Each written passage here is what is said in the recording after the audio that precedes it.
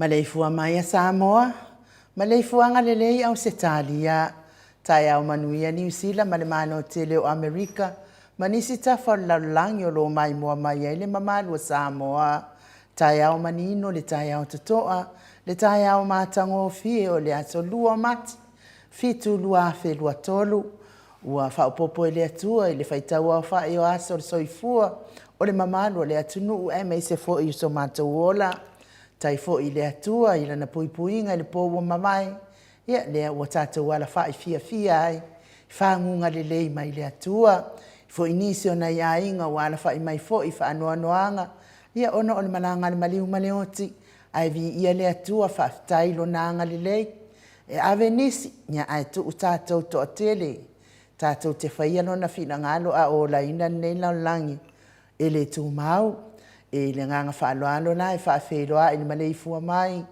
o au na tofia le atua, mana i o lātou whaletua, i to se whātatapuai, ia me se fo i o tamā, matina mātua, le au sina si o tātou watunu, se i o lava i se au pitoiti, i whaafeiloa i fo i le nganga whaaloalo, i le whaafeangai ngare mauta Samoa, vi inga o le atua, le sisunga ia, Reven e sau a sora viena le ana, malfalitua ia upulasi, sunga li toe ina o le taitai o le ekalesia metotisi Samoa so ufatasi, Reven sione tau leota. Basta visita felava ia mosa malfalitua ia vai tamasoali i. Basta solinga solofa malfalitua ia faamae.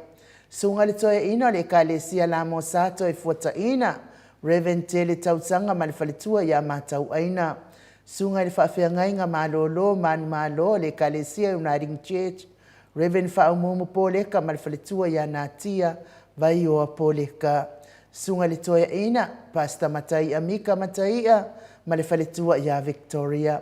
Pasta Tauloli, malwhaletua ia Alieta. Pasta Ainu Murianga, avi isawa inaya, malwhaletua ia Saipeti. Pasta Sangale, tuila epa, malefaletua ia fai upu. Pasta faatindi matulino Samoa, malefaletua. Pasta ia feta sekali, malefaletua ia Susana. Reven awatama to fai ono, malefaletua ia Katenari. Lepa ia ainga matama. Le uso ngā pule mtumua i tu au malataua, ainga ilitai, malewa afonti. Maise tapua inga so tātou motu maisai. Ia sua malewai fanua. Fofo mai tūlangi sa o le masale au mua, ma le lau niu na sailua, le a fio whaatui to o fale ula lau namtasi, ma upu ia te ore motsa, tālofa lava. Whaafeiloa i fo i le au mamalo sa tātou malo, whaapelepele o Samoa, na nā fionga tui a ana tui ma le i whano, ma le to a soa lau vi le lua ma le masiofo, fionga le taitai sili, tai il vaenga whai pui ia tau tangata Samoa, lau susunga tula epa welua whatialofa ai ono, na ioti dokta sa ilele malia le ngaoi malfaltua, e meise o tupu mai e o le vaenga whai le HRPB.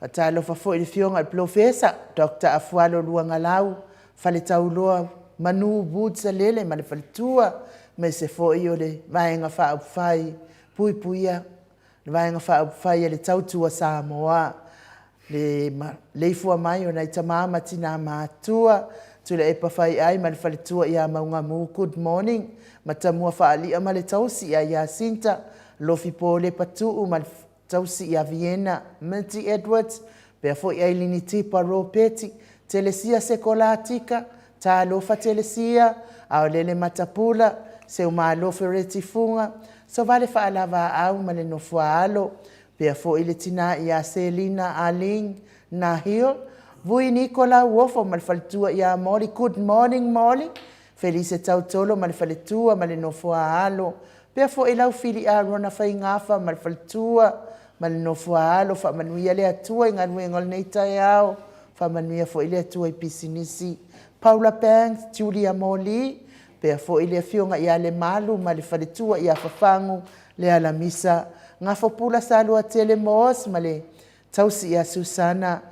Tamamatua ia vaasili i fiti furisia inu e tele ili whaasotau ma le whaletua ia matau.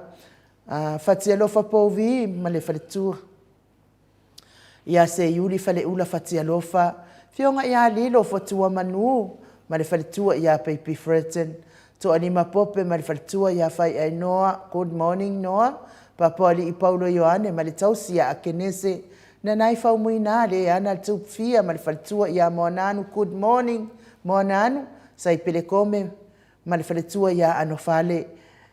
Pali tele moanguti apuna olo tango ma le ainga tupai. Pea fo ina whaafeilua I fo ili anganga whaaloalo le tamamatua ia tapua I le whau ma le tausi ia Pepa. Good morning Pepa. Fale tangoa I Farani Swan ma le tausi ia whiao taito Swan. Tamamatua ia whaanaea upo le vavaua I ma le faletua ia whaamalu pui fatu Elia ma le pui fatu Elia ma tau ili ma le faletua ia Filipina. Tu au pepe Josefa se tema ma le faletua ia Koleti. Fitalenga ia moe malo tani elu tito ma le tausi ia lua timu. Sione haitang ma le faletua ia Eloisa Samoa. Tau e tia tafu asua ma le tausi ia Roini. Ma tau tia sa ngala a pelu. Siaso ma le faletua ia Celestina. Si TV upati. Pea fo imati malanga o maa. Tupa i vai liringi mau ma le faletua i. Tupa i vai liringi mau moananu ma le faletua ia Marina. Good morning. Pea fo ile fionga ia tangaloa tase sa mataia. Ma le faletua ia. Ma le faletua. Le ftelenga ia falana I pupu. Panipasa whaaboi. Good morning. Mes fo I vaitovi ma le faletua. Nia nai tamaitinai o tatou mafutanga ia tiosa whaatonu ni umata. Atalina pati o le stawa. Heni au tanga vaia mau salafa. Toa mataio. Ono sa itu whaanatu. Ia ma le kinga pikosili ali ngaula vale ia eti maulalo. Good morning. Solomona. Sunga ia peni ma ia neta motu nuu. Pea fo I veni ma Anita Siliva. Le wii ma le faletua ia Peta Salue. Pea fo I le tamamatua ia Seiuli Langolango. Fina umoni. Mose ma Maria Ulai. Tris le musu mauru le leile ota ma le ainga. Good morning Maria Akiao. Pea fo ia Manuali ia Sofa. Tau vau Rivo. Tamamatua ia Pitone. Tau vau Esekia. La uluna le vau tele wepi. Ma le tausi ia Sita. Ta atiti moki siota. Mese fo ile fionga ia tui Fasina Birkin tau vau hido. Mafuta mai Samoa. Olo manu usini ma le faletua. Livingstone awelua pi wiva tuala Maria Blacklock. Tina matua ia silulu ta alofa silulu Elia. Tolonga ta matafai a vita Samuel a vito. Fai ngafa misikei eneliko ma le faletua ia ana vausa. Lofi posi a moape ilua ma le tausi a Rosita. Talenga ia namula ulu tiumalu e Sarah Lifau ma le faletua. Tō suru ngau ngā tau mati ma le faletua ia whaaumu elive. Misala au ma le faletua ia Situila. Good morning Situila. Tau finga fui maono ma le faletua ia Diane. Tau amitua na I Fesili ma le faletua ia Lisi. Lucy pautalo se walunga ma le faletua ia Maliu mai. Tupa I whaasalafa ma le tausi ma le aingali itina ia e se tata mala. Matafeo Ramota Hilton. Le fionga ia lolo mataua mangafo se fulu pauli. Ia me se fo Italione Vitale ma le faletua ia Caroline Ross tu ile tufunga. Faumuina po wesi tangi lima ma le faletua ia Tania.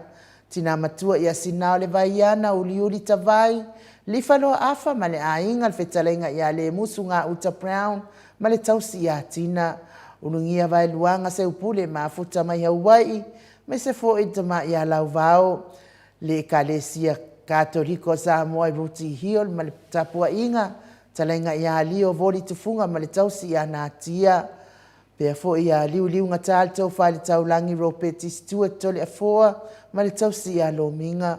Ono fia na umamana ia ma le fionga ia Sula Daisy.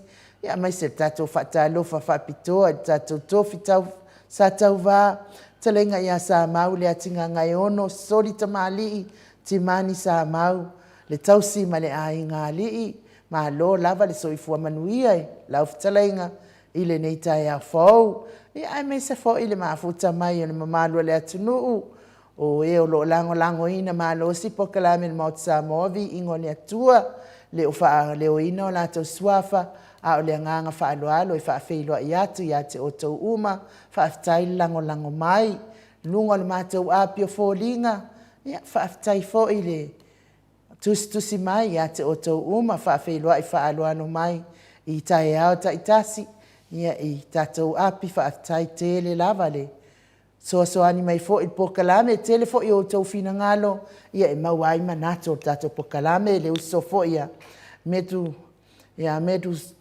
Medusa Glory White, good morning. Blue Heart e tele lango ina le tatou HRPP. Arieta sa fiu whaftai tele. Pea fo i sa meli sa vosa good morning Mount Samoa. Vi ingo le atua wha manuia le atua pokalame. O le nei tae au wha longolongo atu pokalame au kilani. Ia manuia fo ilo waso. Se meli sa vosa. Fruen mai so i fua manuia i lau sunga manuia po kalame. Blue Heart lango le HRPP fa pena foi mo ke sita lo tamau tai au manuia lo lua fionga na fionga telefona tau sala monta ai mai sele insinia ya Mike manuia po kalame God bless Blue Heart lango le HRPP matile petai good morning ia pe foi Veronica Asam you ia manuia fo ine aso ia na Blue Heart tele lango le HRPP. Angela masoisa i fua manuia i lua fionga tole fo ai nu Mike. Manuia po kalame nei tai au, God bless. Mafuta mai melebone. To ama tai o good morning ai nu tole fo lo fatu Blue Heart matapua inga. Tai tele lava uso ya timu au va atito. Talofa and good morning, beautiful tausala, Tolefo and Mike. Also ata noa faumuna. Famanuia le atua ili pokalame neita ya fo. Alofa tele atu faaftai. Uso ya faalua keaula good morning. Talofa tausala. Maota inu le fionga Tolefo. Ia malisusunga ya Mike. Pele tatou ainga HRPP neita ya manuia. Blue Heart tele lango ina le HRPP. Ia manuia le aso alo fatu. Whaftai tele lava uso manuia fo ilo waso le ufionga faltua. Piwiva good morning beautiful Mount Samoa vi inga. Whaftai piwiva Sinalei Burton tai au manuia. Mount vi inga fa manuia le atua ilu afionga. God bless Blue Heart ma le tapua inga whaftai tele. Entola masoe tai lofa ilo ufionga papastui. Ma aloso ifua manuia God bless love you always. And HRPP party. Se umalofa retifunga. Good morning Mount Samoa vi ingole atua talofa ai fa talofa atu. I lua fionga telefona ai nu fa perfo i mai. Neta ya fo mai le atua ala fa i mai le alofa malona ngalelei sanga vi ia pe o ia vi ia le atua fa manuia tele le tato po kalame neta ya God bless. Lofa tele atu tapua inga a mai se fo i langolangoina. HRPP e alai Blue Heart pa tai tele te oi tina matua. Talainga ya ngafo pula sa lua tele mos. Ma halorso i fua manuia. Ma fata lo fatu po kalame. Mount Samoa vi ingo le atua.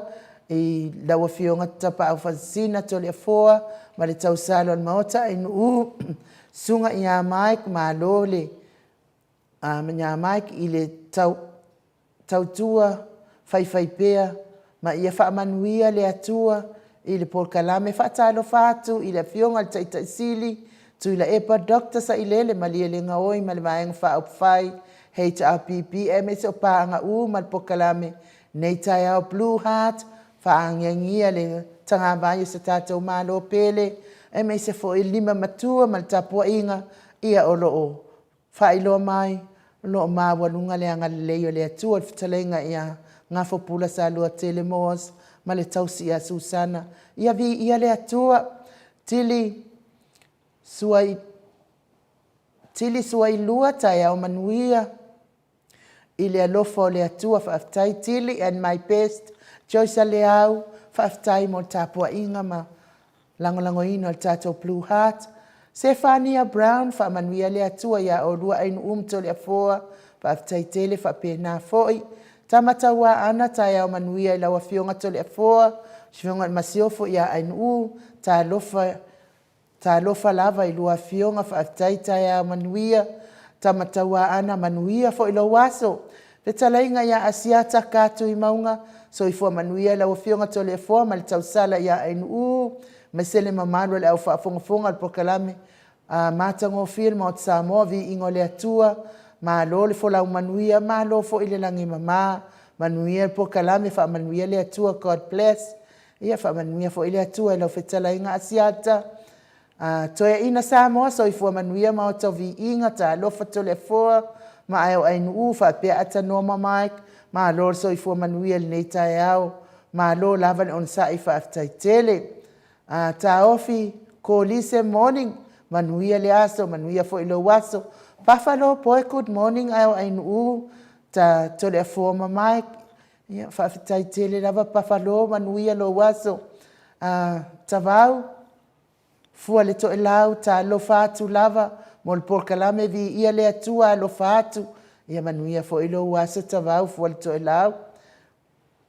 Margarita au sange welese good morning beautiful lady, God bless. Fafitai tele Margarita.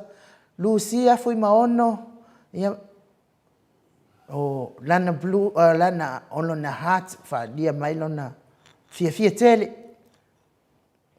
tele lava Margarita manuia lo waso Lovezy Nelson ma lo lava mol pokalame matango fie la sunga tele foa me se tau salon mota vi ingo le atua manuia foi le maluta yao, God bless. Blue heart, ma green heart, whaapea foi ma purple heart, ia lango tato pokalame, ia ai mai se lava le HRPP, whaafitai tele lava, Lovezy, manuia foi lo waso, Lucia foi maono, whaafitai tele lava, manuia le atua, pea foi Singfriend and Colette Janky, tai au manuia, tole afoa and tau salon motavi ingo le atua, God bless. Our program, tarosanga, mai se foi Blue Heart langolangoina tato HRPP. Elisabetta ina, malielenga oi, good morning from birth. Ya o lua fionga tole afoa ma ainu malimao Samoa vi ingo le atua whaapele sunga ia Mike. God bless, whaaptaitele lava Elisabetta, manuia fo ilo waso. E mai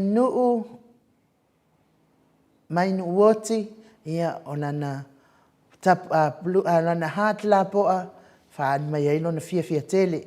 Stevie Upati, good morning Mount Samoa vi ingo le atua la fionga tui fasina tole afoa fa pea fo ili tau salon mota ainu pea le uso ia Mike manuia po kalame fa manuia le atua Blue Heart langolango le HRPP fa tele Stevie manuia lo waso tina ia tuala Maria play clock morning beautiful alo faatu ia manuia fo ilo waso tina Junior maunga ma lo so ifua manuia ia fa tele mafuta mai ia pea fo ile tina ia Elisabetta Maslin good morning tai au manuia Mount Samoa vi ingo le atua manuia le tawanumanga o Neas fo ia Blue Heart ms fo ifa angengi o le tanga vai o tatou malo ma le tapua inga whaafitai tele lava wha manuia le atua tau ili ete sione tai au manuia I lua fionga God bless whaafitai Dola Masunu good morning from America Samoa whaafitai kalo whai La White whaatai lo whaatu nei tai au matango fie whai li ta lofa lava ia te oele faltua ainu lofa anga mai tuman vau I New Zealand whaafitai tele lava La White manuia fo ilo waso tifa fatia lofa ia o Blue Heart se lau pasene talosanga 5 matua whailoa mai ai le matango fie o le atua mo ia ma le ainga nei tai awi ia le atua pea fo ia taofi kolise ma lo le soifua manuia ia le mata o tusi lea I lunga ape folinga whai on whaafeilo ai mai ia le ngalo fo il fata lo fara to ie le au milo upu sa o ia papastui le sa Ua le ai whaalongolongo mai le au milo upu. Ia, ko anga pia o ko we milo upu ai milo e au ko nguku. A le anga whaaloalo e wha. A le anga whaaloalo e whaatalo whafoi. La ua fionga tapa au whaasina tole a foa. Fionga le tuia ana ave au malanga. Tama whaasau wa le tu malo. Le na tu ina tu ia ia o tonu mai pea. Lau fitalainga la ulu o le tau lau niu. Ia o le whaululunga le ainga malosi. Presteno le ekalesia katoliko Samoa. Ruti hio. Ia o le a au tustusi o pule anga wha katoliko Samoa para mata malo le soifo manuia telefon. Batai u mo le manoa o tuina mai. Batai ko foi le pai da cidade so tato. Ya wa ma mo foi tato mo tanga ni tai au matango fia inu. Eu falo no o tulo fata lo fa mi da fa tali da pete fata lo fa me peli ai. Ai le faina le falo no atu fata lo fa mo foi tamata wa ana. Aftai tamata wa ana fa tai tele da ma futa mal tato. Ya me se foi le isso ya Stevie Upati. Ya te falo no tolo fata lo fa pesi si misi. Falo con le ato senga an mato senga la. Ya lo fatasi me foi Paula Banks me o Christchurch la fa parta to proclame ya pe fole fionga ya tu fascina PFH good morning to the former nu mai Paula Banks fa Manuel le tua sa unia tu mo se mafofonga fa le nganga mo tato neta yao me se foi ya tato panga malava Revelation 14 fo vai ko le Revelation mat fasenga pe cha misi ele sa 14 good morning fatalo fatu tapa fasina to the four fa pe foto sala ya in Mike a me se foi tato malo tato tato tautua le tato malo fa tele dava pe foi citazione ya o io tai o le mato vaenga po ta mam tina matua o in Sila in Wellington e Porua fa pe nan fa tasi mai ya molia to fa anga sita nei ta mama tua me se pitone masfa da matua na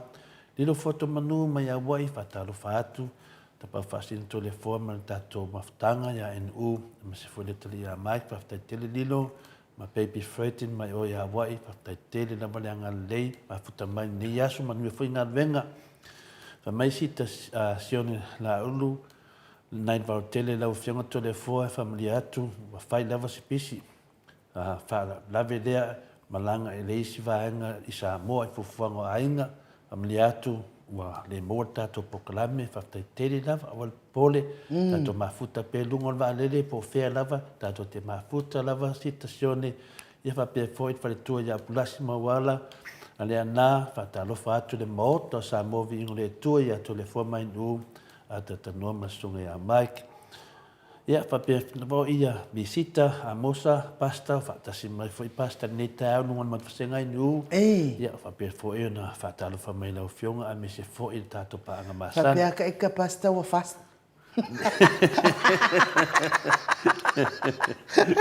e matani foi no neve ya o fa tanga tai mo istanga o so mai ya alo sai foi pasta visita mosa ya malfatua ya vai tam so ali pasta e po wali liu e lango mauta yo o li fai fi awol la ko vai ya desse mio ya aftai pasta fatasi mai tele lava mo oe no sunga fa fengainga fa pe foi fa maluai fa talofa mai foi moto sa movi inga le tua aftai tina aftai tele lava de misi lava fa maluai ia fa pe foi toni mapope fa mania le tua tato proclame no fionga to le foa mes foi ein Mike panga tato proclame ia malor soi fua fa tele lava fa tasimai ia telesia foi va soi fua manuel neta manuel tato proclame fa tele an mat senga na in fa tele foi no mat autostusi le na sa na mat autostusi le na wa mat dia foi to tele la mat senga ya tu si mai na fa no longo isi la fa na renga fa tu si mai pa ma lo so fu ma lang mai no ya tau fa i feo fo ta ile lofa ma le anga le yo le tu nei tai au ya u foi na fa mai mi na fa ta lofa ai ta u ta u ai o le me o fa ta lofa whaatalofa mai. Le o te leo whai atu whapea wa umiro. No te whai atu no te whaalongolongo atu no whaataro wha umi. Ingo wai lai tātou te whio whawhatai ma. Le a tō tō wasenga. An mata wasenga. Ia ua tō telefone au mo umi netai au. Whio whawhatai ia ma. Lau a tātou whamanuianga ma tai au taitasi. Ia anai aki nguma ia al whanau a ngata whiai. La vai fia la vai whanau a lea tua ia ma. Mo ine re. I o fo i kipi ka COVID o ma. Ka do whai ka ingoi anga o whengwhi au au ngā o si. Reta Scanlon nea fo mafuta mai whaafitai reta. Manuia lo waso whapea fo ia. Niko lau asui. Whaafitai tele lava. Pio fo i tio lui. Ia whaafitai, whaalua whei. Leupou ropati. Ia whaafitai tele lava le mafuta mai ia te o tau. Nei tai au fōu ma tai au matango fie. O petaia la whaele. O te le ropo le ane mea leina i tafua o petaia la whaele. O lea tātou te wheo fōwhotai nei tai au. O le mea la lea o petaia la whaele. O lea la i el whare eli lea ia wanoa mo oe. La watu sa o ia la o il whare eli lea. E te adua i mau fōringa nā. Ngi lima na o mia i rungo le matou au tusin fōringa. Pe o fōringa o re ke volo. Ia o lea ia Mike a mai se vi inga o lea tua tātou mafutai nei tai au fōu ma le whanau a lea tua. Ia au whasauni mai fōi tātou malu tai au.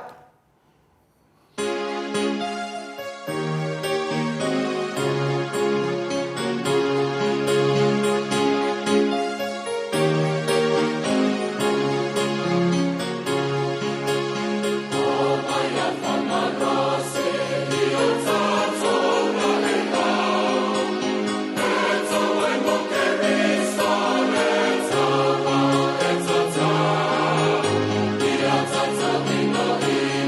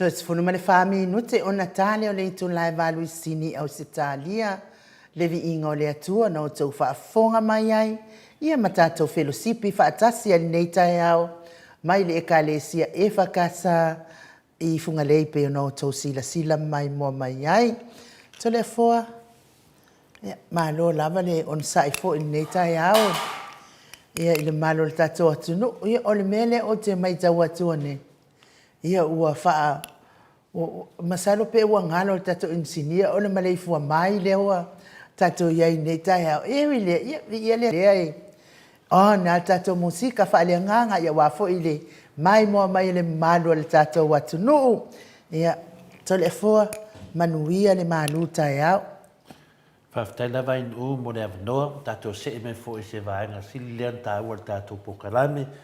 Ia me se fo ia teimi fo i o tātou, ia i fo i nei teimi ai nu, ia o vai teimi fo ia o le whamanatuina fo i o lata fo i tātou, whamanatuina fo i o le mariuma to e tū o tātou li whaola. O teimi fo i nei e luti mai fo i whainga whaati a polo. Ia. Se lava ia whainga vai ai whanau o le atua. Ia tātou tu le tū ma tātou matala. Whapena ia peo upo le pese le whtau mato mai tātou whamalosi. Tātou te maua le pale ali. Ia peo tu nanga na hawa ano tātou awani misi tātou maftanga. Tātou whasoa, whaftai tēri lava inu mo le avanoa. Le aso la nea inu, le aso fito mati le lua afe luaso matoro, le whamawina foi le ne foi malu whalanganga, i lungo penga tu whainani, ia wā foi le moni mawina o ngā venga sa tato ngā lua e, a wā lava le fisoswani, ta mati nā mātua, a mese lava le tato maftanga. O le tato talana neta iau, whapea. Ua tie le au tusi upu, ma le au farisaio ili no foa o mose. Ua tie le au tusi upu ma le au farisaio li nufoa o mose. O le tātou talana la tātou angai ai. Tātou te tātou noa foi. Le tie o le au tusi upu ma le au farisaio li nufoa o mose. O le tātou tusi fai taula mo mele le mātaio. Lona mtau pe lua su mai tolu. A matan fai tawina mai i le fai mua whaangata mai le se furu ma le lua. Ai nu fa mon mole pe fena e fonganina le fiong pa ia le atua fa fongana nu. Ona fetala ia tu leo Yesu i le moto tangata ma on so. Wati ele au tusi upu ma le au farisaio le nofo mose. O lea ia o tau ana ai ma ia o tau faya mea. Uma la tau te faya tuai ia te o tau e ana iai. Ai aua tau te wha o ao ia la tau wa mio. Awa wa la tau whai atu. Ai la tau te le whaia. Awa wa la tau sai avenga mamafa male. Avenga tā. Ma la tau wha e i ua o tangata. Ai la tau te le mawhai. Ina whaanga yo iai so la tau tamatama i lima. Wa la tau whai o la tau ngaruenga uma. Ina ia i loa ai e tangata. Wa la tau wha lau tele a la tau filateri ma fate le i tu pa o latou ofu.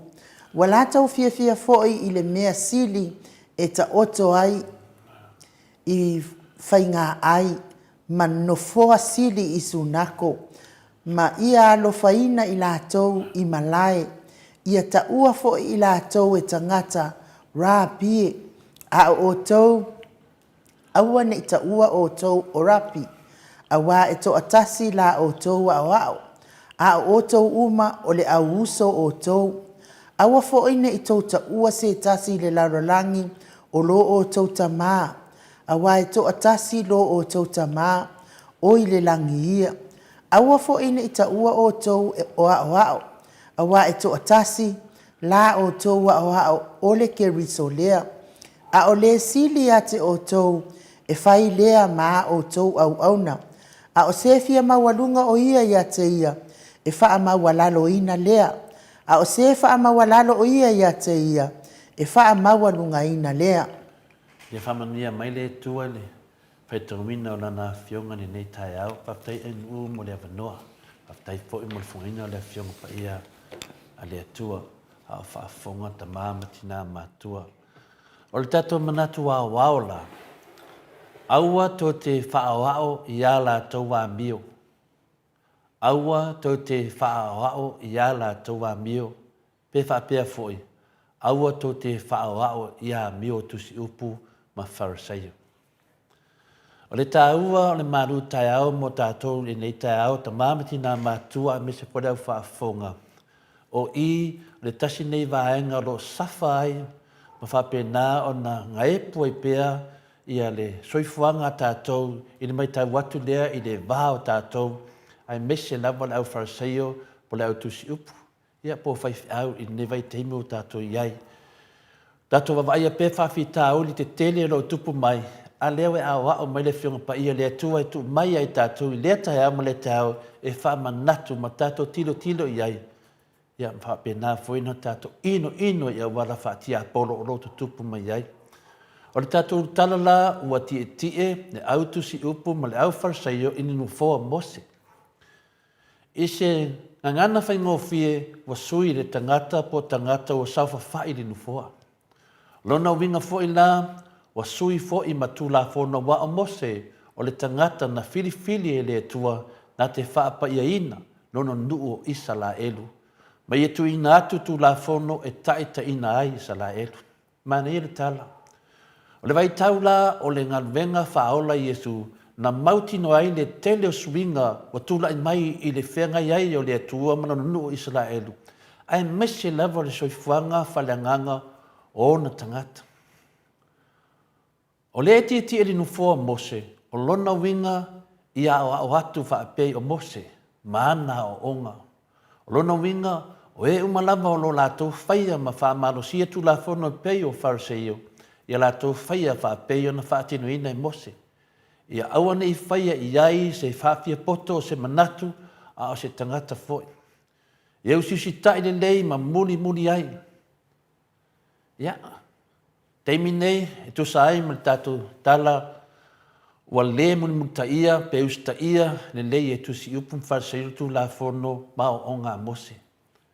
Au o lātou milo ina ia whaamalia ina ai o lātou foi manao, ma tu ina nau le tino. O le mela lea wa tupu, ua tele le whememe ai. Tele le whememe ai o tangata. Ia, pe ua tele foi te ina i o tu la fono mawinga o ngā Mose. Mo i lātou nei la ua tu lai mai nei e taita ina pe pu lea si malo. Ea po le malo fo i o taia a e mese lava lau tu si upu ma lau Phariseio. Ia po fai pule fo i ma fai fi au. E tu sai la ma saunuanga tu sa o Yesu e tolu. Tu sa o mea saunuanga i el tātou li whaala. E tolu ni anga salam tau tia wa whaatinu ina e tu si upu ma Phariseio e ala i lo lātou. Le muli ta ia lei mausu stai tu la fono mau o ngā Mose e peio na whaamauina e mātaio. Tātou tanu noa lai yang sala i e tolu. O le anga sala mua, a wawa lātou whai atu e lātou te le whaia. Pe whapea foi, awa lātou whai atu a e lātou te le whaia. Nongo winga, a wawa lātou whai atu a e lātou te le whaia. O le vaenga la lea po le angasala lea. O lo tupu mai pea i aso whaiso. Le tātou soifuanga maua tele ai le numi ma le manamlama o i tātou. A leo whaamamlama mai tātou i mea lava tau le ao ina po le tū whale a onga e le ai lava se mea au pito i silu na whaingo fio na manamlama le lei eita maiti a onga tangata lo lotu ma so se tangata na o le whaatai le lenga. Po se whaatai inga le lei, e whaatino mai e le whaia aonga, po se tai foi o se lotu, o se atunuu foi po se malo, a e mese lava whaiwhi au. O whaiwhi au, e ta tau no tau solo mua, le whaia wa amio le lei, ma whaatai inga le lei mo tangata le lotu. Ai o le aale mea lea wa tupu le autu si upu ma lau Phariseio. Wana o la tau whai atu, ai la tau te le muri ai. O le angasala mua le na, a wā wa lātou whai atu, ai lātou te le mawhaia o na whaia. A wā wa lātou whai atu, ai lātou te le mawhaia o na whaia. O le angasala nona lua, Wa o lātou sai a venga mamafa ma le anangata, o lātou whaee I ua o tangata. Ai o lātou te le mawhaia o na whanga yo ina I so lātou te mai lima. I le whai upu lai wha, o le vaai ma le tato nunga o tusi upu mwharasaio, o lo lātou tiute po o le pito la au whapitoa, o le uina ma le wha malosia leo tangata na ia lātou au sia tu langa mo mia e te tau na soifu ai, e au noa ma se whesoswani pe e tu o tuei so lātou tau au e whesoswani ai I tangata. O le lātou vaai fo I wha tangata tai lalo na I tangata lau tele, o lo lātou wha tonuina I a whaia le mea lea ma le mea lea. O mawalalo ma whatau waa e le tala whengai lea I se whesoswani I poni whainga whae loa ai se alofa.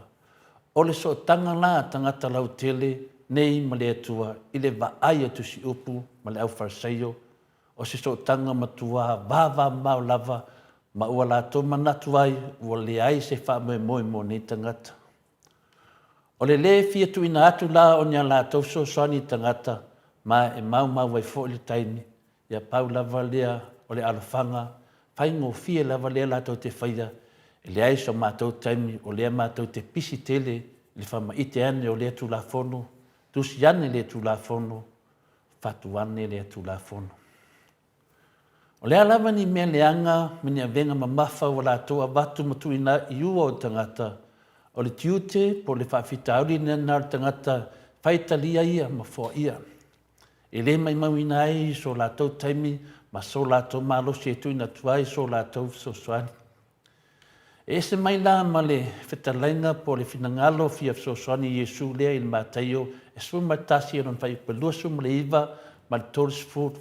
E whaapea. Ia o tau amoina la uamo, ma ia o tau wha o ia tiau. A wa o au le ang malu, ma le loto mawalalo, o na maua le o tau le malolonga mo o tau anganga. A wai ave ngō fia la uamo, o la ua venga foi e māma ia. O le ang sala no na tolu, ua la tau whai atu, ua whai a la tau ngal venga uma, e na ia ilo ai e tangata. Whai mari whai poe lima, ia o le wha moe mawalunga le nā, ma le nauna ta inga numera tasi o le loto, I so se tusi upu, po so se parseio. Ia I lātou le vi inga.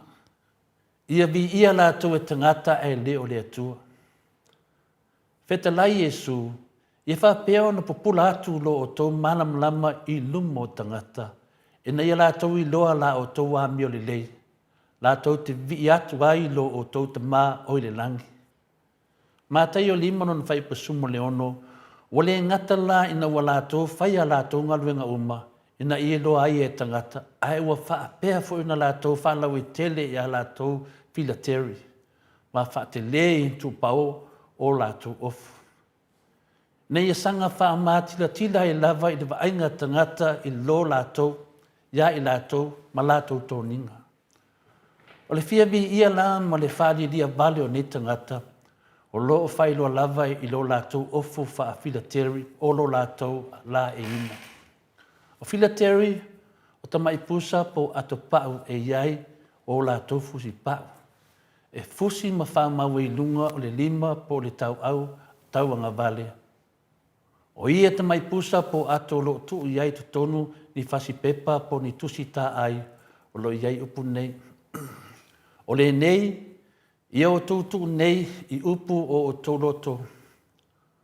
Ma o tō manatu, ia fusi fo e whai ma whai lunga I o tō lima. E ave fo I ma pale I le wā o tō mata. Upu nā. I le territory no me suma tasiron whai pa suma walu. Na ia tu sai la ma le tu la fono, o tu si upu mwhasa I o la tō te la e ina nei filateri ai le o la tō lima. Ia o luma o le muauru, o le filateri la o se wha manatu. O se mea wha manatu ia te la tō, ia mana tua tu la fono le ali. Ia po whea lava la e anu iere tu si upu por whaseio, o lo o na taua veina le wha manatu o tu la fono le ali I taimi umalava. O tusi upu fo'i ma Farisaio e fia tele au vai i whatasinga po mawhatanga i no whanga lau tele. Ia, lātou te wamangai a whaatasi no fōa ma no whanga tangata walaulia po tangata walaulia whaapitoa o se mawhatanga po se whainga ai. O le mea nāle tātou te wawai e nei tu tele lau Farisaio ma tusi upu mwhai au. E whapena fo i sauni ngā rotu whaatasinga whaare mālo. Lātou te whaoa le no fōa le lei e no nofu ai tangata mamaru ma le wharongia. Walapta ia fo i Yesu ono so ina ia awa ne i taua pe fia taua i lātou o ni awa o po rapi. Ina nei whao so i nai lātou ma mawai le loto fefete, le loto me mita, ma le whaaria lia vale, whaapeo nei tusi upum Farisaio. E a beo lātou winga me mita ma le whaaria lia vale, ma mea e mamai. Mamai fua nisi tangata o lo lātou langona le loto mawalalo ma le wha maoni i le taua veina o lātou tofi whaapena wala wina ai lātou e le atua. O le whai upai walu ma le whai upai se furu. A o tau aua ne i taua o tau o rapi. A wae ta itasi la o tau awa. A o tau uma o le auso o tau. Le whai upai se furu. Aua fo'i nei taua o tau o ao. A wae tō tasi la o tau o ao. O le keriso lea. Manino le nei, le fionga pa ia le atua. I le tātou tilo e mea lo tutupu i le teimi nei. Whai maila le whai upo iwa, aua fo'i nei taua se tasi le lalo langi o lo o tau tamā. A wae tō tasi lo o tau tamā, o i le langi ia. E tatau le fesili Samoa, o lea ua manino le finangalo Yesu e toa tasi lava lo tātou ao na o ia. Na o Yesu. E tasi fo ilo tātou tamā na o le na whaia i tātou. Manino le nei le ata le nā mō tātou le nei tai au. Na le tasi lava le Yesu, tasi e fo ile tamā o ile langi. A lea, o lea lani mele wa tupu mai. La mele o tupu ia tātou nei wa vea ma tai o malo. Tai o e kalesia. Whai a onga po a wao. O whamasino malo ia. Ma tūlanga uma whapena ono o tūlanga nei o lo tātou. Tau sinyo, tau wā, po aile tangata e siri. O mea nāna o tutupu le teimi nei Samoa o le finangalo moni ma le a oa le atua. O Yesu mo oe mau. Mai tātou uma o tātou o au auna. O tātou o au auna. O tātou o au auna mo ia. Tātou te whātino la tātou au nanga mo ia e ala i lo tātou au ana atu i isi uso o tangata. Ai mese lava i e o lo mo mia tātou fisosoani. I le whai ipo suma tasi, a o le sili ati o tau e whai lea ma o tau au auna. A o le sili ati o tau e whai lea ma o tau au auna. O to whinga wa mai e lea tua mo i tātou te au auna atu i isi tangata. O tātou tō whinga nana o mai tātou te au auna atu. Ai leo le au auna mai o tangata ia i tātou. O tātou a whanau o lea tua. O le e fia au auna i isi tangata, ai mana nao e au auna mai tangata ia te lātou. Whapeo tusi upun Farisaio o tangata wha maulunga i lātou. Whai mai whai upasuma lua. O se wha maulunga o ia te ia e wha maulalo ina lea. A o se wha maulalo o ia te ia e wha maulunga ina lea. Me lea Samoa, o le whaalau te leina le nā o le tātou tusi whai tau mo le nei tai au. O le whasili māsani lava, o le a se so ta inga o le tātou tusi whai tau, ma le soifuanga o lo ola ma soifua ma tātou wola ine. A wā o le so tai le tusi a whai, e so tai le tusi whai tau ma le soifuanga o tangata i aso whai so e taun tātou manu na mai. A le ai, mai mauteimi. Le ai fo i masi mta upu sili sili. nongovinga, o le tāua, o le tātou whaasoa, o le tāua, o le tātou malu tāiao, e ta tau ana iei se mta upu silisili, po se le sona o ngā mo tangata whanongongo e mese lava nei ta maamti nā mātua o loo fia pēle nei pokalami yaso taitasi. Me le Samoa, o le ulutala o tātou whaasoa le nei tāiao, ua tie le au tusi upu ma le au whaasai le nufoa mose. Ma le tātou manatu wao, aua tō te whaoao i a lātou a mio. Po le aua tō te whaoao i a mio a tusi upu mwharaseio. Ua tie le au tusi upu ma le au wharaseio i le nufoa o mose. Tu whaatasi mena e lua, ne tango lea wheliulu iai. E tu saila ma le finangalo pa i ro tātou li whaola Jesu Kiliso. O mose, o le tangata na tō fia ma whawina i le tua, ma uia tu iai le tofi. O lona sila fia ma le awina o tu la fono e taita ina aisa la etu. Tō finga nā le tua na tu ia mose. Wai lava e tō fia e ti elinu fō mose, o se tangata o tō fia fo e le tua, ma ia muri ta i le lei e tu sai ma le taita ina mose.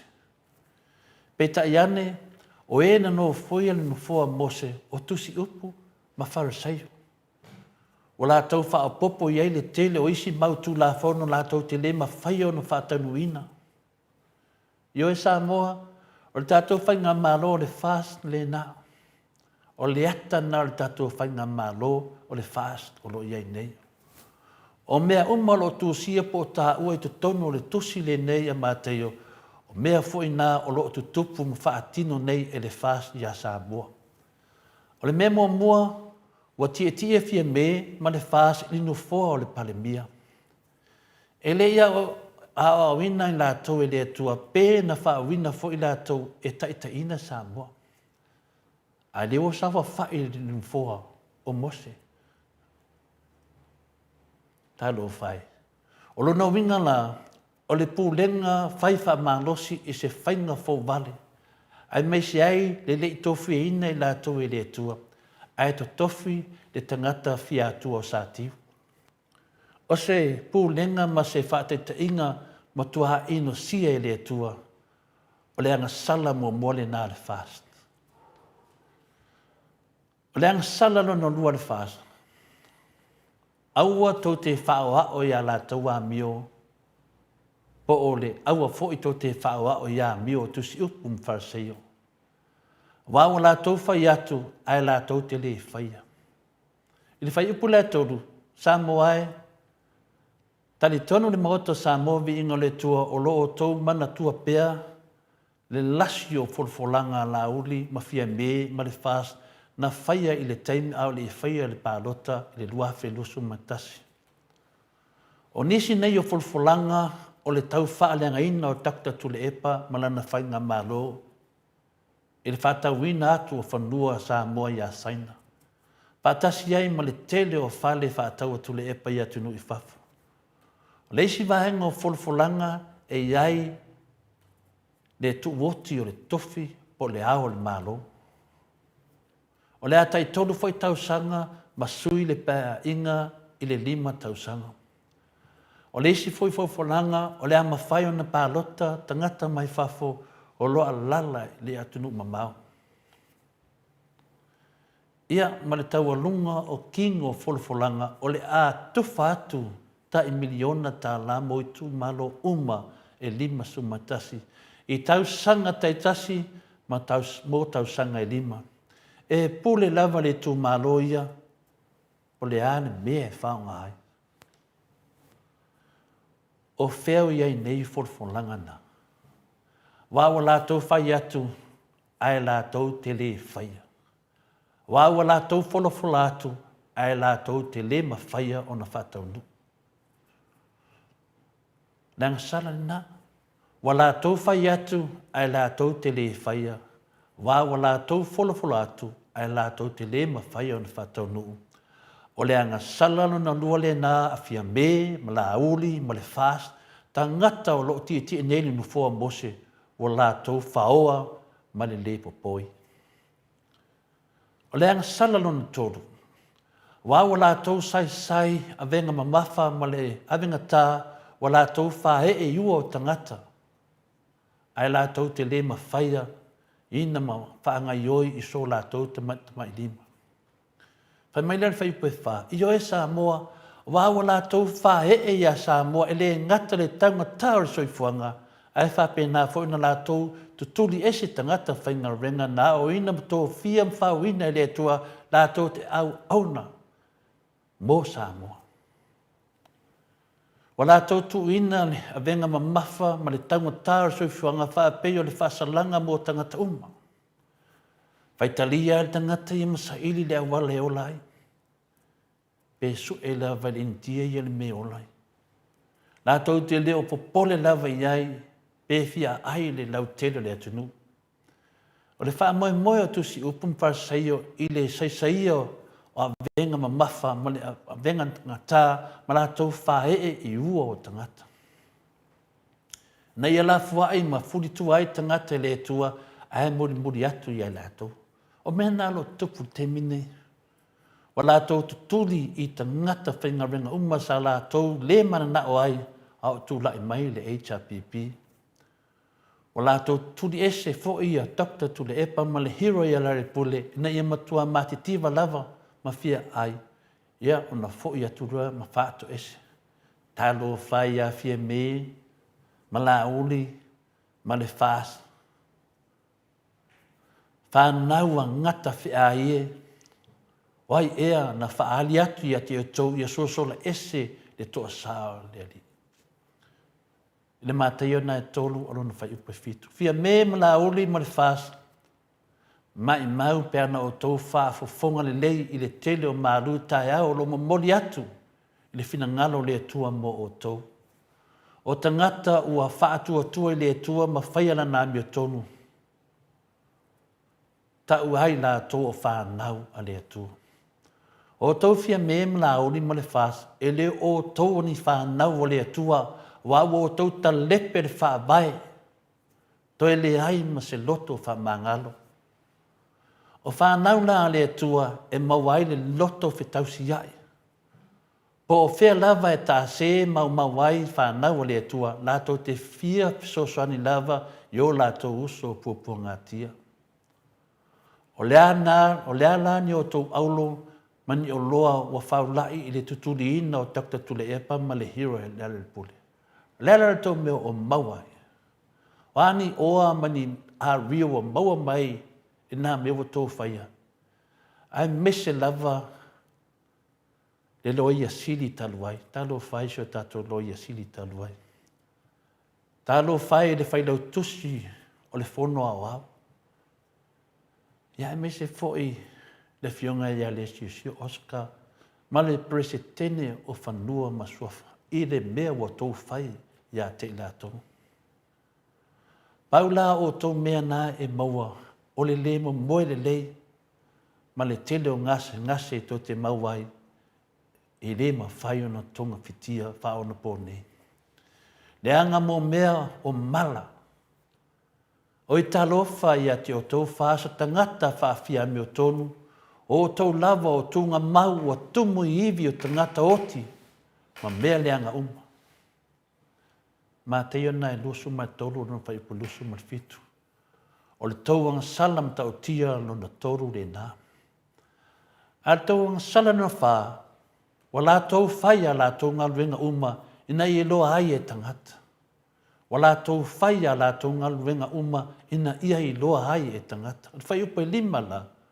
O na talu ai, e le ia o ina o tau i le taita ina o se whainga malo, pau le tau me to tia o lo whai nei, ina o tau fōwale ina malo mai le chapipi. Na ia tō sina atu ai ma o tau maua tangata o le whaafia o tangata. Ia, awa pau lava le nā o le tāleni, po le pau lava nā o le sila fia, po se tāleni fo i le sunga e la auri, o le whaafia. Ia, ma se ipu waina fo e sita mai tā i pare mia. Ai pati o tō whai pula le whaas i tupe o tātou malo. Ai se au le to e sisi ai le tanga vai o Samoa ni newa i teimi. Po nei whai māsina o tua nai. e whamanatu ai le ono se fulu tausanga. Aisia, a wā o mativa le whau, wā papau fo i le laulau. Ai mese ai le oi, ma le popole tele i whamasinonga lea, leo o tū lai mai nei. O e lava e whaia a mio leanga ma oti ai, o lana lava a mio leanga o ia whai e oti ai o ia. Eskielu, esfuma le valu, onu le whai upo e lua sfuma le ono. O se malo ese foi o Pasifika, le awa ia to tai o seu tato malo, e tutu i lumo le whamsinonga. Se matanga o se luma o tai o le tato malo. Ia, o le tai palemia, ai tu lumo le whamsinonga. Fia me mana uli ma le whaso, wa o tau whaia o tau ngaruenga uma ina ia i loa ai e tangata o tau. Wa o tau whaia whātou sina e ala ia o tau roadshow, le ai se mea whapena i le tula whono whaavai. Wa sisi foi e le tamaitai pale mia le tātou fua, ona o le fia whaamauti noa lava, o ia o le pale mia na filifilia e lea tunu. Ai le ai, e leo oe na filifilia e lea tunu. O le oe o le pale mia na tofi e sa tiu. Ma lia ia lo fina ngalo. Mana malama ia, ma tau mana malama ia, o tau uma ia le fast. O le tato tamai tai pale mia. Na fili e sa tiu. E lei filifilia e le tunu. E lei filifilia e le tua. Na lele whaapitoa mai fo ile wā lele mai whafo. E ave ene ngase le tamai tai pale mia e New Zealand. Oka se tauta ua ma lau loa le tātou palemia, ma le whaapito iai o nei manuia, halo panga tia se o tātou atunu o le fia ai, ma le tangatāra soi fuanga. Wa whalau i roa fo i lunga o penga te whailangi ata, o tai o le whasma po ina, ma le tātou tamaitai palemia, i le taimi whaatou sina mo le roadshow, i le whainga pālota lei tite o vai mangatoru. O tangata e pito mai i luma, o no foa pito i luma, i taimi o tāpua inga, o no le fia whaari e lia lava. Ai le ai ma se loto wha mangalo, ma se loto lofa, na o le loto vale lava, e le lea ma le loto leanga. Ai sanga whai lava i fea. Masalo, e leo tari tonu lava le atua mono tua sa. Masalo, e leo i loa le vaenga lea, le toa sao le atua. O tangata, le mawhai o na oifo i lalo, ma le liu atu i le atua. Na o le wha mauru lunga lava, he o lava i wha matalanga i lunga o le media, o le matua ape pelo pupula lava, ma le wha alo alo. Me lea Samoa, ma le HRPP, ma sapora uma lava o le HRPP, o le tātou malu tai au le nā. Ia manatua tātou manau. E whai tātou ma tangata sili lumo le atua. Ia vei tātou ma au na mo isi tangata. O le fina ngalo le nā o le tātou atua mo i tātou. O le fina ngalo le nā o Jesu Keliso mo i tātou. O le tātou manu malofu le nā mo lo tātou wala i malo le langi. Ia o le ola e whaavau. Ia le tātou malu tai au nā. O lo la patai mai pēr, tātou wha malosi. Tātou sāwawari, e le ala le wha moe, a wale manuia o seo tātou atunu. I le ami o tonu o le atua. Paftaini u, mo le amanoa.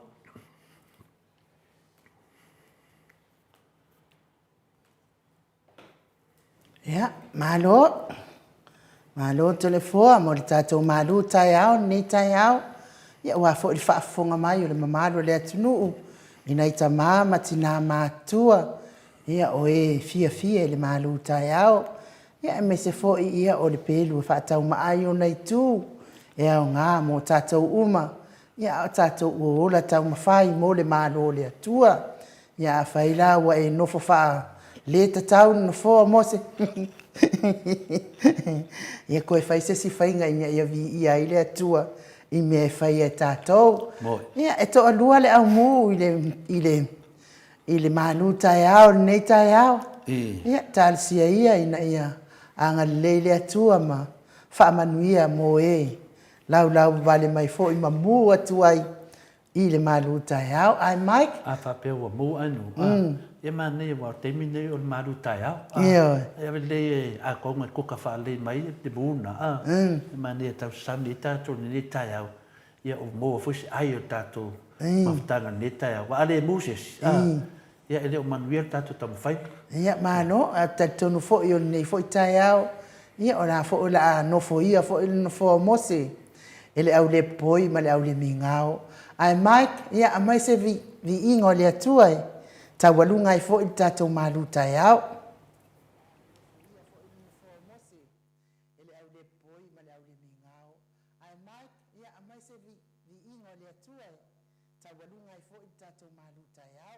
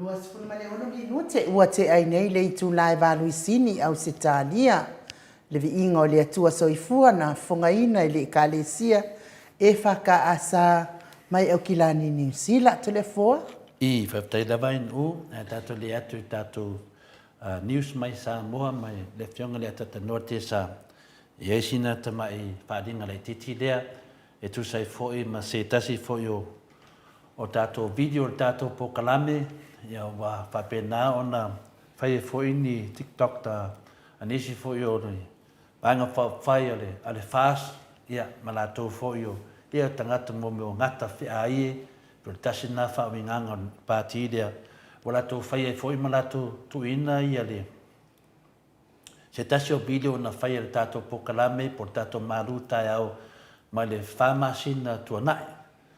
Ia lea las a whina le tilo iai, e au whina mana mla mai tātou. Ono whainga nei tangata, taipei whio whainga le spoka lame ka kipi video. Lea laua ka kipi nei video le vaenga lea. Wa kipi mai le video o tau ai le suafora taitei sile tu le epa. I refer nei mea whina le. O le poto nei tangata, ale mea sili na whaftai le tua. Wa mai ala tau whaali me ilumo le atunu. Me se foi o lo tusi e lunga le vanga whawhai lea o le whaas. Ia o tu langana tātou te fia ai. Ia, e le whai atoa ni se mai wha iloa mai. Lea wa tātou iloa ne i le tele o mea o whapenana wha seina ai i le whawhonganga o le maru le atunu. O le video la le la taina mai, le sungea mai, o le video sao na whaipo kalame. E wa nofo nela waanga lea, ia matipi, ia mawhai mai iai whina le. Al me sili na o fia mo whaftai le tua, wa mai ele atou luma e whala wiloa atili ai, le lato tala pepelo, e ma lato ai vālea. Mike, please. Ona e tu lai lava i lunga, awane i tele nea upu. Pau lava lau upu e whai tu le epa, whātu ese mai. Mua ma ai mo meo tupe. Ai mo le whaangaanga o tupe, ma le tangata wa lofa i tupe. Ai ngalo le lofa ia Samoa mainga. Tā lofa i nai whai pule whapenei, wa lema whai o ngangana, i ona manatu manangona moni lava. Ona ua pū lea e le tupe, e le mana ma le malosi a le tupe. Nei a mea o le tupe. Wa pule e sea lon tangata ele mana o lasi ma le mata pepea i tupe ma lana pisinisi. Lea la ua fua mai o matua loka ele miliona ta lalo na sautonga. Ua saunoa le sui pale mia i ato le epa e whaatu ese. O le matua le mawhauwhau lava ma le ava ini matua le la mea. Ia o ai oe te whātu ese. O ai oe e whātu ese tu eitu le epa masa mo atua. Mena le wheatu le matua le ava. Le ava te re nasa noanga. Ia o le whasiri nā mbawe o mai. O ai oe. O ai oe e whātu ese i eitu le epa masa mo atua. Wa e toe eliina lava e oe siau lava tunga mawa. Whātua a lua o tau sanga le pale mene, whātasi e manisi o ta mai whai pule fau e o atu. A o la unga e peo na ta maiti. E le i o se whasenga ongo e peo la uri. Nā o tau whawhanga ina Samoa tuala te vanga pon whāsio, nā tau whawhanga ina Samoa de fast food tau sanga. Le asto mea na whai mai le fast food tau sanga peo le whionga te te sile tu le epa. Nā tau whawhanga ina. E tō mai tō whai mai lunga al palimene, e whātu ese tu le epa. O ai oe, o ai o tō. Ova skole e mawhau whau. Wa ai o le nā e matua su lava lo i e te tono le maota whono Samoa. Se e vai whale leinu fō le whale whono nei susu, o na o le nā e tō tele o tō le au susu. O le whautuanga i a te o tō, wha maho ma la uli. O tau whālongo lei i tautala lauli. E pei ua loka le au vai pe a tautala i se mea sao. Wa amata na whāle e tonu le mawhauwhau e tau whetutu na i mea sao ma mea pepelo. E mawhauwhau ona o tupe le ana te maua mai i ana pepelo. O le whai upu muli lava o lana la unga i la susu valu o ki topa lua afe lua sumanua faafofoga mai le lauga o upu mulimuli a ia a le suga e lauli o upu masani lava e fai ua i lauga ni maota nei a iai le mea e tatau na fai ai lē faia o le agasala lea faanogo lelei upu ia upu mulimuli o lana suga a iai ni mea e tatau na fai ai lē faia o le agasala lea o lea la fatuā manino lelei Samoa i upu a lauli a fai e tatau ona e whātau fai pule tupe, ma o se mea tatau fo'i le pepelo e mo mai ai tupe, o le anga sala lava lea pe a fai o te le whaia. Sila iai, lea to e nofo aia ma to e riwhe ia. Whamasina mai o e Samoa, o la auli is a man money, is a money of man. O le tangata fia pisinisi. Nā te leona taitaina se vaenga po o se malo. Ona o ia o se tangata e atua i tupe. Samoa ua whātau lo o tō mamalu e lauli i tupe e ala i le whātuina. Po le whātauina fo i o whaipule o le moto Samoa. O le fesili o whea e au mai ei nei tupe. O le fesili o whea au mai nei tupe. O le tali, o tupe le malo, a wafo i o la auli lea wa tai nei le malo, e le o fia me. E iai lava le teimi e manua e ai, le u leo lea. Ana le ai au e te le pale mia, wha masino mai o e Samoa. Ioi, o le mea tonu ana o le ata nei lo tato, o mai ai le tato malu tai au. E ai ia le teime sau e lunga li uleo na ana le aia e te le pale mia. Wha masina ma e Samoa. Ia le atana le tangata le tupe e le tauna kancho wha le e tātou. A le ane mene ua kancho tātou le tupe. O ia pe pelo uma ia mea umalava lo tātia tonu le ata lea. Le whaalata ina o le tātou li whaola o Jesu Keriso. Whaalata i lea i le tupe. E nu, whaftai tele lava mo lea. Ia, tasi nā vaenga e fia whaamanu nama ina tuai i le mamadu fo le atunu ona lewa whaongai le vaenga whauwhai o le whaasma lato vaenga i lungo lato pages e lato whaonganga ai e whaapea o le o te tautala nai le fionga le te sile tu lepa. Ai le ai, o le nau tautala e whamanino i a saunoanga Bonifacio po le fionga whai atuala i tono le maota le e whapea i e whatu ese tu la epa mara le pule. Ia, nana, o batu ai, tasi nā whamanga. E whanari si video nā muli mai, o nā le batu me, o le mea ta tauna tato matalain, wa whaonga e tangata nei, malalato leiloa, wa mai e whafo le moni ma le whamaoni o mea lo tātou tamawhai e whamanama le atunu. Mike, please.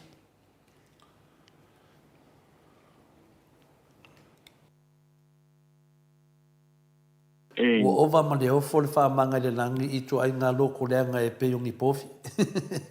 O le roto leanga le o sa sao ne tātou atunu. Ma fua mai lava i le whainga pālota le aftua umatu. I le whainga malo soli whaavae ma le whainga malo soli tu la fono. O loo whaawau pea o lato soli whaavae soli tu la fono. Se mea wa umatana noina mo le leo Samoa, to e o mai to e talepe. Ia lea ua umatu le tu langa pio le whai maia ia manato le mato vasenga atanoa. Isi nga ia nā loto matau an le whainga malo. O lea o te fisilia atanoa. O lea se mea fia me na whai i le tātou atunu tano tu la i mai nei a fia me na omi mta afa. E isa na mea na whai. Isa na mea na whai. Ia e. Na ia le whai mai mafasenga e nongan ka aro lakapi, e nongan ka aro si kālonga. Le la te e se mea na whai la uli le tanu tu la i mene tangata e sua whai la uli na whai le tātou whai tangata. O tātou atunu, o whai mai o le atunu o malama. O le mena lea nau te talitono ai a tatanua. E tō la ai tia tangata ia whai la mi o lea. Maanga ia whai e whasalaunga le miria. Paenga na lo mai ai linda amata mai me pasalo le ola pi pa solo mai mau po kalame finale ye terminei ma po kalame o New Zealand ola to wana le fa se ia ma le watu poli feita na yo le tunu yo wa na fa pe ele ma faina fa ya tu tato po kalame ma no ele mala mala le tunu ola matua o la vai le me finale o tato i pupu ngatia ya le la no fe tu le famtalanga mele nei o me ia sa tau no fa sala lau mana tua mea ngal venga le lei sa fai yo ia tutupu mai ni stai tai fa penana o sa o mo le lei fa tai tai lava e te fa tai tai ni si tai tai ngal venga le lei tu le pana fai ngal venga le lei le HRPP ia me se foi to filau eti ma la tona mata mai le fionga le roli va ai vai ngal venga le lei na ia to ina le tu lai mai le foi o mai o mai terminei o ai le Samoa le tono Australia ma tele atu nui la langi mo faina feo ai ono se senia New Zealand o ala mena ngal venga le leina na fai le feo ngal tete sile tu le epa yo na na menene ma fu mai o mena yo fa sala langa fa lo te nga inga i tangata na neta ta sili atu le epa le wo fa sala langa mai o fa nu o le tu nu o ai ma fu mai ai ia tangata ia lena saunoa ia tatano o tangata na ngale lei ai tu le epa ala me lo fai nei o tupe wa mana o la to na la to wa mo ala la to tupe mana o lo sia mana o ia tupe wa pule ia le tupe o tupe a me o mane na ta tu baba ai wa fa alata o male tupe wa le lo tangata control tupe ava ia tu le epa pe to tongi pe le to tongi el parlemene ia tu le epa la fai ala na ngadvenga o mor tangata o iai lo na vision ia po le whaaringa lo ia te ia mo le no manai o tu le epa e whetau ia le upu lea e ola mo isi ia ola mo isi o lea e whairinga venga nei tama ia o lea la tatu wawehet nei ana sisi tai tai wa abe ese mai tonga parlemene ana anua me uma yo o le mela na e finale ta ua te le mata pule wa mai nei ata ta no fa fo anga le tunu ta tele kio foi wa tele na fa se le media mata ngata nei ma pe wa brain wash ato ai mafo fa o finale nei tangata matu tua ia mata tangata sa mo mena le ata no o le se vai nga telefone mai nu me se fo le moto sa movi inga le tua le te ma peva la lo feva al moto sa movi inga le tua e fa lo atu le lofa tu le epa le lofa le na mata me Yesu le lofa le na o mai ai a Samoa le lofa le na Maleifua e tatu ma tua mata tu a ile sa ilinga le lofa le na Maleifua i la wati mai sa patu la fai na Maleifua le lofa le ola moisi fa mai la wati ya ngale e ai mana baina le ola e mana tua matou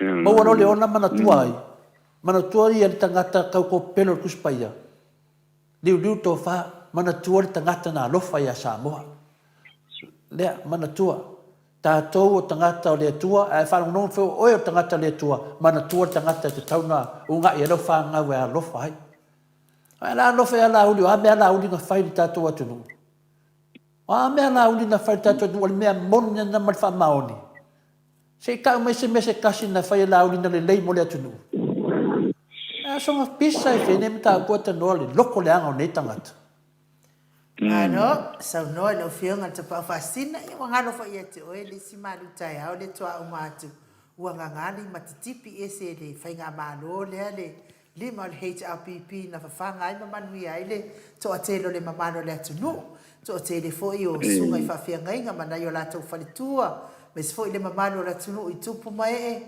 ia ma fa na foi ia na mai lava mai lunga o mafau ngale le sa fai e le feutanga ina malo e lua ia le fa fai ngo fie me ia o luma ava fie ke le fratua le ale fai mai lan tu si mai i o au upu e ta wa me tonu inai oi o au upu e fa salai oi e te le lopo ai le aluanga ia le fa tau al fratua le a fai la o le fa singo mai i le mata o le o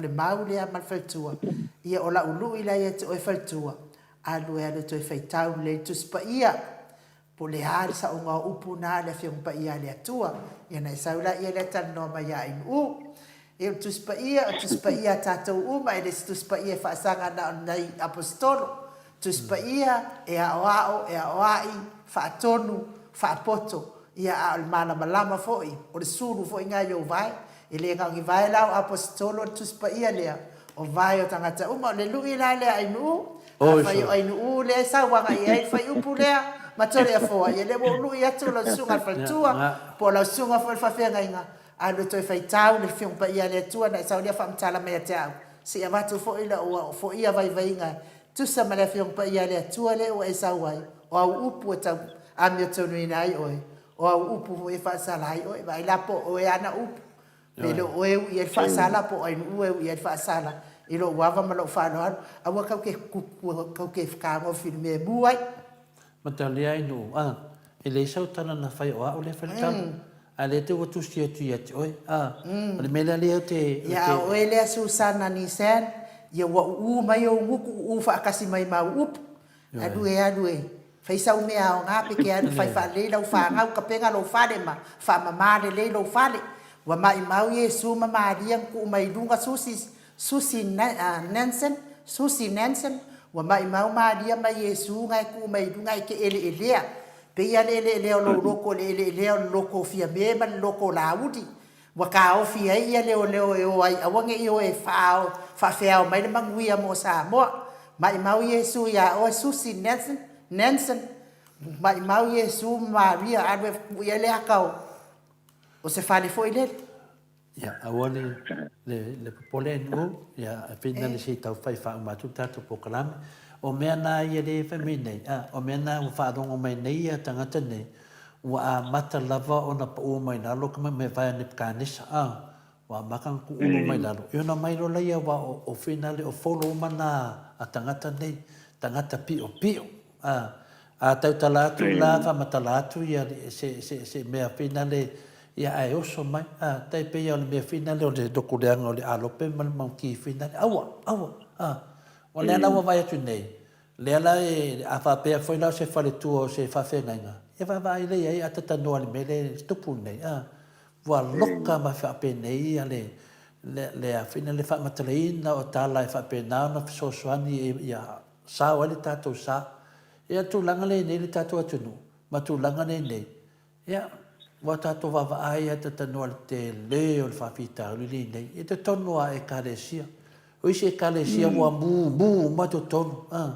ele fe me le fion pa ia le tu o le lano bu o le ie bu le il pese finala tano la te lo pese va valu funa e fa casa pe lua e te le nawa o a tato wanga sala ua mu e pese ia e ula vai fa no mai la tau mai ai na tu pese e mai a tangata kersiano ma tangata fatu pese o finale o missionale fatu pese tau mai ai upo pese le lanu lea pe tuna ai se foi la me fa ku sai el ko ingon ma ko le lango le ngasal e mo foi e fa e ai la le mu violena te se mai ai o le mu le teleto o le mu pese ie ula le na ia tangata le fai mai ila ula mu sa fai le ai ele fai mai le pese o le ula mu o le ie awo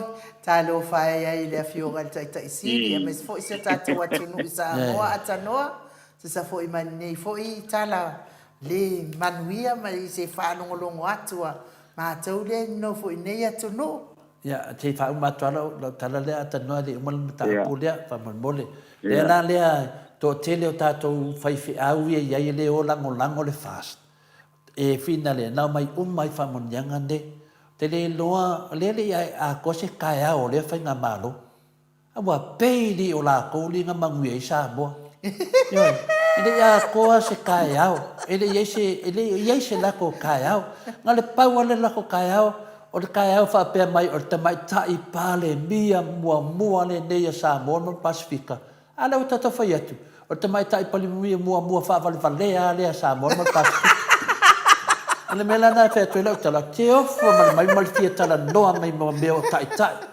atata no te off. Thank you, Mike. Ia nai nu pe o le tulaga na mafuaina o tanga e tari tatou pokalami le tatou maru tae au mai le whamasina taru ai. Ia awa nei sauwhanga ia tangata tau whaase nei. Wo tipi mai le video. Ona mai le atu e fua le suafa laudi. Wo makanga ai le video o le maru tae au. O le mai fua ku ai. E tau ana whaasa. I rie fik. O ani mea na whai e nei tangata lawi. I rie se mea. Le whai o whamam na matu le tunu. Le alawa mai ala tau ia toi tu. Ma le lato whavalvalea du mo le tunu. E le ana o tatu wawa ai umma le video le wo o whasara lau. Ai ngalo i tangata nei. Wo mai ato e tu mai lato du mo le tunu. Pia le nganga nai nu na mana tuai. Te tau lava ona no foilo le vaa leng salva alasi. Tau lava ona motu pao si la fia po le fitalenga na taifale. Tau whina nama le tunu. Ia, temina tiro i tato video na. So se video lava mai lau kengi anu. E mai lava mo tau play atu.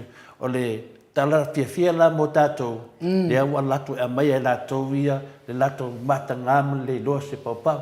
Al le loa foi fai video. Se loa kwa le video e alfa pera waka le skem i alfa pera. E le loa fai.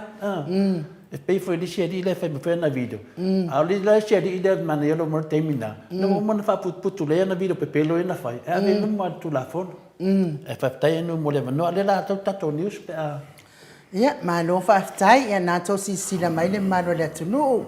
Tō telefo i tātou sa tusi mai a nafi ma whamtala mai le video lea ua whaasese le vaenga lea, ia. E wha, mana tō fo ia te o tau aua le whaasese ina o tau. A tau wā ai lawa ini video ua whapena o tau iloa lea. Ia, mo la piki nai whanga.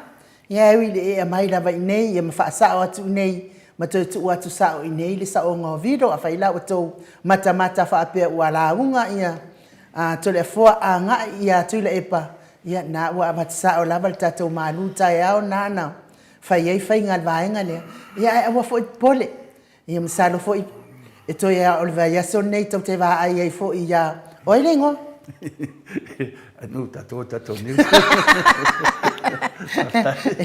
e tau te wā ai ei fo i po kalamena e se i tau tiro fo i po ia tu lou lava Samoa po fea ia te whale wila eli o le atu uanga ia fia ko a wā fwai mai o toa ma ola seu ia ai o lo ua uia manat o fia toa a wā pe ana toa e whaali mai ona fōlinga ia le wadwi fo nei fia toa o toa ma ola pokisa tato o ia tato bisa ia le ave fo i la fia toa ia ma ola se i le whale tu wai mai ane lau whaafonga mai Samoa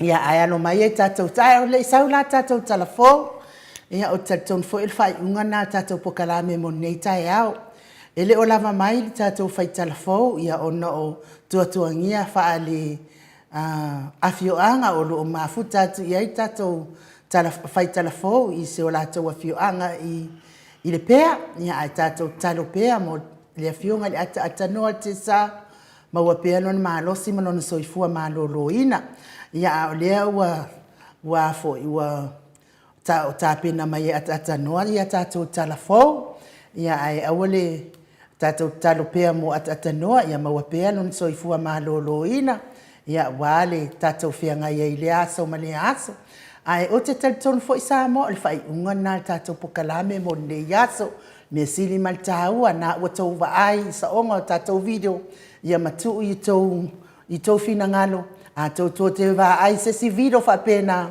ia ona tou iloa lea ia o video o le fanau a ti apolo fanau o le pogisā ma le auloko leaga uma lava faapena ia o tatou aia video na lava e mauluga a tatou video sa tatou fautuaina ai le faiga malo ina ia tusa tagata uma le latou vaai ma le latou silasila ia matoe o e fai le faiga palota e mai ele mea saʻo mai le atua ia ae manuia lenei aso i faafetai matou tusitusi luga o apio foliga faapea foʻi le YouTube tai le mafuta mai manuia tele lenei aso faapena foʻi le tapuaʻiga matua i maota malawa mai se fo o e o lo mafuta mai fale fai ngā luenga, ia mai lelei o tau te ua le vea sesi ngā luenga o le nei aso, pui manga lelei le atua, il feo ai ai fo i lunga le ala tele, fe moli moli ia i o whanau ia o onga, ia ai mai se fo i o ngā luenga, tātou toi wheiloa i le porkalame le aso atai au, whaaso i fua ia Samoa lo watu nu pele. Tole fuat, toi fi sau no se mea? Lei, tai au tātou pukalame ma le whionga te sili, tātou le epa, ia vave amata for tātou pukalame ma le whionga te sili. Ia, o tātou pukalame na, ia ai whaafunga mai tātou talafou, ia ma tātou tau mawaya ia, ai whaaso i fua ia Samoa lo watu nu pele, i le nei tū lau le tai au.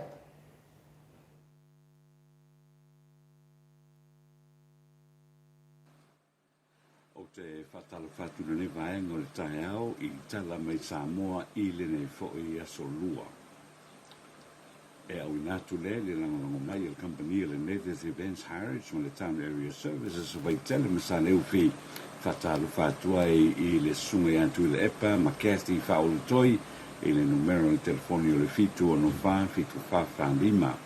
Fatalu fatu fo i a Miti Edwards maunalo i menepone i au se talia Pena foi Paulo Banks, ma sina lei Burton i Christchurch i New Zealand, ile nei fo i taeao o tātou kalafou. Ua whamania mai le komsina o leo ua pa au longa i Tino Filippo. Ua aveina nei i tua whana mau tau o le atali o le uatea James Schmidt, le atali o la auli le uatea Schmidt, le te teifono le whatua tua i le tua sa mungutasi, ma o le mstafo i lea o le matanga renga o pato anga ma whainga whaiva. O le atari o la auli, le li i leo James Schmidt, o lo o whaalia e ei sona reitene e whaulu whale mai ei whana mautu tau ai me se foi o se pemita na te whaatau inai i nei whana mautu tau. I se whamatalanga mai lo pisa o leo o whana mautu tau na au mai e lea turu o lo au mai e lea i se lei sene na tu ina tu ma e mawhai foi o na whaatau ina. O lo ilo na nei le mano Amerika Samoa i le teimi nei se suinga e mawhai ai o na tu ina mai ai e le mano o tutuila ma Amerika Samoa se pemita mo whai ngā malanga whapis nisi whapitoa e se pulu whaaso le umi mo Amerika Samoa. O le nei pemita whapitoa e tu ina tu lea i le tanata sitseni Samoa e ele na pisi nisi i Samoa nei ma e masani o na malanga atu mai Samoa nei i Amerika Samoa. O iai nisi o tuunga o lea pemita e au fiai e tatau ana o mia se tusi kolau Samoa e tatau ana iei sana sponsor i Amerika Samoa e whai sana kilia mai le whaminonga whai tu malo i Amerika Samoa ma le kilia mai i le matanga rengo le soifua maloloina o le motu na whaatino le umi o le pemita ma e whapea o lo o malanga ma seisi tangata e tatau ona iei seisi i Amerika Samoa e whaamaunia le sponsor ma e tatau o na tuinatu le sponsor ai to e tolu aso ai le malanga atu i le territory. Ua whaalia sa tungalunga o le ofisa o tangata tā whao mai mo mai whafo i le whaatupula ia o tangata tā whao mai mo mai whafo o lo o haafia i whainga whaangaoi e whaia iai i la tau nei e tangata Samoa. O lea fo i tūlanga na whaalia ai se whinangalo o se sui si nia o le ofisa o tangata tā whao mai mo mai whafo le whionga ia taimalelangi tutuila whalao. Saunoa taimalelangi lanta mai nei lava na oso fo iai mga oia te se leni e se urungari i o lo tapu whao mai i pia o i lea o tea ma o se tūlanga e wha anoa no ai ona o le ngaoinga ua tau vale ai le ati na e turisi a Samoa o lo ngaru rue ma losi ai a e wha leanga i tūlanga whapea e tūlai mai o mai foi ona wha maoni mai e le sui komisina o leo pali i mona lisa tia i keti ua tau pia foi seisi mamolia e leo i se wha o lima i se foi tangata te wha mai i se meli na taunu mai i le vai a sona te nei. Saunoa taimelelangi o tala whapea nei o le a tūtuli ai, pe tutuli ese ai, ma Samoa tangata o lo o maranga mai ma o le a'afiai le atinaʻi o le turisi a Samoa ma ua iuna iai ia tagata Samoa ina ia taofi le fa'alia o winga fa'alelelei ae avatu i tagata tafao mai mo mai fafo le agaga fiafia ma le mata ata i tagata o lo asia mai le tatou tunuu. Tala whai o le nei taeao e amatatu i le taeao nei se i o i le astonaʻi o le vai aso nei e usu iai se fonataga fa'aleaoaʻoga atunuu o le pasifika ma asia e se tali atu pe atulaʻi mai fa'alavelave e fa'alenatura fa'apuaseʻi i le nei vaega o le lalolagi e se fuluvalu sui usu fono tamaitaʻi mai atunuu e iva o le pasifika ma asia o loo auai mai i le fonotaga fa'aleaoaʻoga ma o le tele lava o le aʻoaʻoga o le mataʻituina o le tali atu o Samoa i fa'alavelave fa'alenatura nei ma fa'ailoa lelei ai lava e metotia ma tapenaga Samoa i le fa'alavelave fa'alenatura fa'apuaseʻi e tulaʻi mai pei o le tsunami lea na a'afiai Samoa Tonga ma Amerika Samoa i le tausaga e luafi Maleifua o tina uma e se fuluvalu o lo auai mai a i lenei fonotaga fa'aleaoaʻoga na filifili mai lea ia tunuu ai ai Fiti, Initia, Kiribati o Micronesia o Papua New Guinea, Filipaina, Samoa, atu Solomona ma Tonga o talana o lenei taeao fa'atutai le fa'afogafoga mai manu teleina ia fuafuaga uma le tatou tunuu i lenei foʻi aso.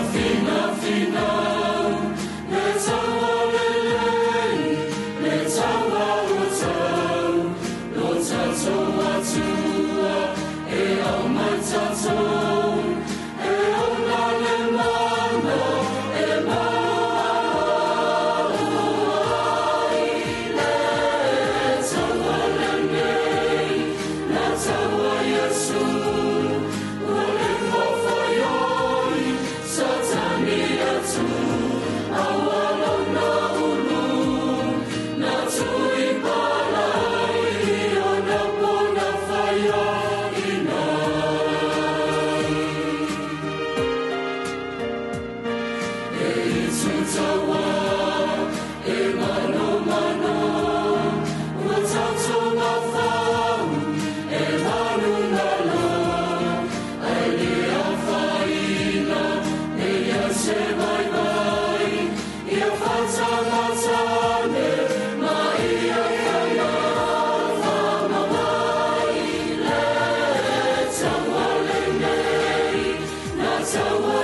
son,